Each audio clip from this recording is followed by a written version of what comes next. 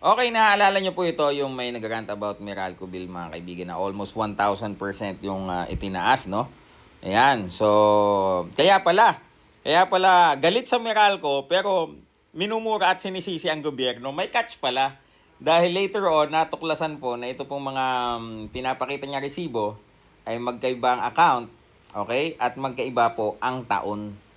So, ang question po dito, yung motibo, bakit po? Sino nag-utos? Bakit? Kasi kung wala ka namang intensyong, 'di ba, manira or intensyon na magalit ang taong bayan sa gobyerno, bakit ka gagamit ng dalawang magkaibang resibo na dalawang magkaibang taon at instead na manawagan ka sa Meralco, gobyerno ang mumura-murahin mo.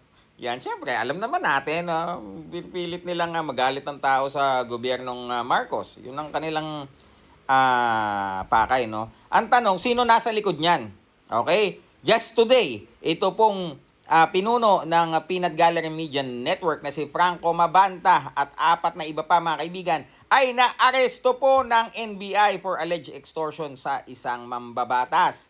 Di umano ang kanila pong estilo, hahalukayin po daw ang baho ng isang politiko at mangingikil daw po, di umano. Sila po yung nasa likod ng Peanut Gallery Media Network na bagong journalist daw, media daw. Pero bakit dito sa fake news na to, itong Meralco bill na to na magkaiba ang kanilang account, magkaiba ang taon, bakit hindi kayo nag-due diligence dyan? Kung sinasabi nyo media kayo, fact check! Di ba? O ngayon, nandyan kayo ngayon, naaresto kayo ngayon. Di ba?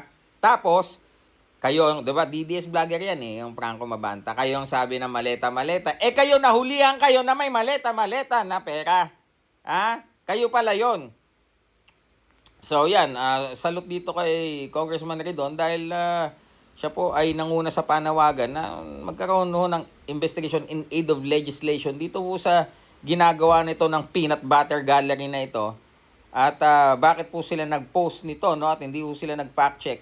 At ito pong mga resibo ni ate na hindi niya alam na kahit igalaw-galaw niyang ganun, pwede hong screenshot yan, may discrepancy ho.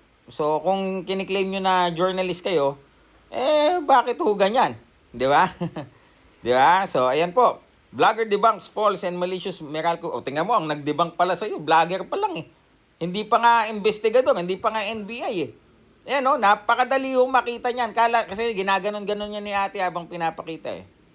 Hindi niya alam na na-post na. Ayan, PGMN, Meralco customer erupts of over 900% electricity bill increase. So, ano purpose na ito? Alam na. Para magalit daw sa gobyerno. Okay, ayan nyo na. Arestado na po ang pinakaulo niyan. Alam nyo na.